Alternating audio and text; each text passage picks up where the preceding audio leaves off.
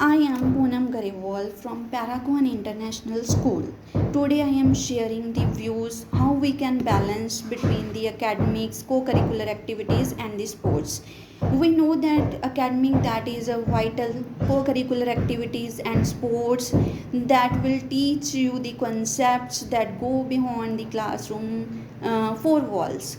Co-curricular activities and their importance, maintaining an outstanding balance between co-curricular activities and the academic that is crucial whenever you are in a high school or in a college. We can improve our communication management, time management by participating in such activities. Intelligence and character that unwind the education. This is not limited up to the grades, homework, classroom, or the lecture. This is also shape someone's personality and transforming skills into the abilities.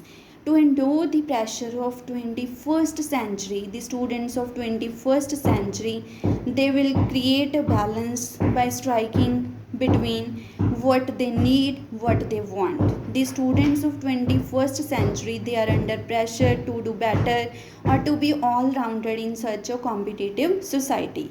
This can be possible by participating in co-curricular activities like debate, theater, athletics, and music that is also important for the student's life. I give some suggestions that will balance between the academics, co-curricular activities and the sports. First is prioritize. We know that the students always participate in co-curricular activities and co-curricular activities that plays significant role in forming students personality and academic that is a crucial, and students always participating in those activities which provide enjoyment to the students. Second one is timetable. We create timetable and list some responsibilities like assignment submission, assignment deadline. This can also be done by providing such co-curricular activities. Next one is by assigning the assistant. We can take advice from the parents, from the teachers, or from the seniors to pursue our interest rather than the academics. We can make success or we can be successful by using two ways: the way you can behave when you have everything, the way you can manage when you have nothing.